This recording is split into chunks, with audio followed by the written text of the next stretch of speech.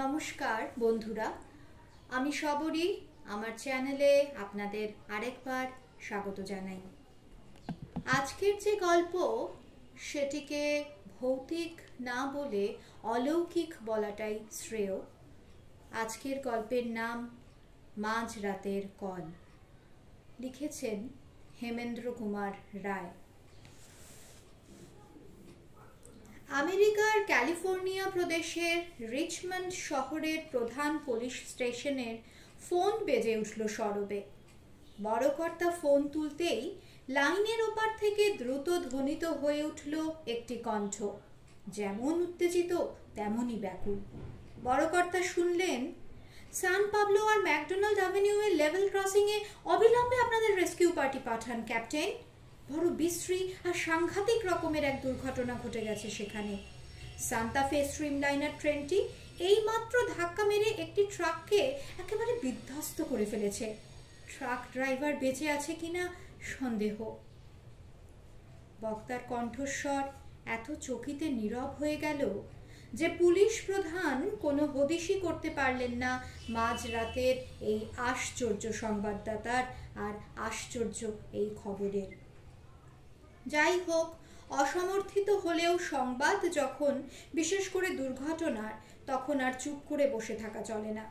Captain অবিলম্বে একখানা squad কার আর একখানা অ্যাম্বুলেন্স খুব তাড়াতাড়ি রওনা করে দিলেন ঘটনাস্থলের উদ্দেশ্যে। পুলিশের লোকেরা আর অ্যাম্বুলেন্স কর্মীরা অকুস্থলে পৌঁছে তো অবাক।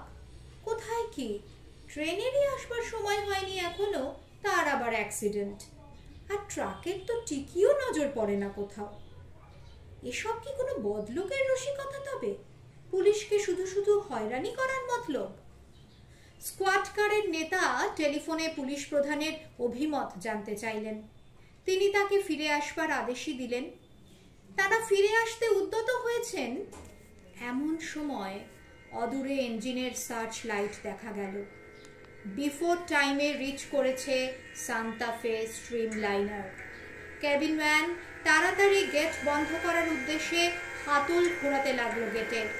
বিরাট লম্বা গেট ওপর থেকে নামতে লাগলো ধীরে ধীরে। এমন সময় ঠিক যেন মাটি ফুঁড়ে সেখানে এসে হাজির হলো 3 টনি একখানা মোটর ট্রাক। কিছু ভাববার আগেই চলে এলো লাইনের ওপর।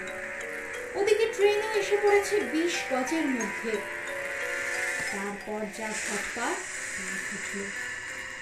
মাতাল ট্রাক ড্রাইভার র্যান্ডলফ ব্রুস কোনো গতিতে লাফিয়ে পড়ে প্রাণ বাঁচালে বটে, কিন্তু দুর্ঘটনার হাত এড়াতে পারলে না।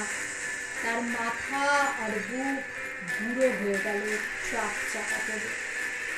আজও জানা যায়নি রহস্যময় কণ্ঠের সেই আগাম রহস্যময় ঘোষণার উৎস কি।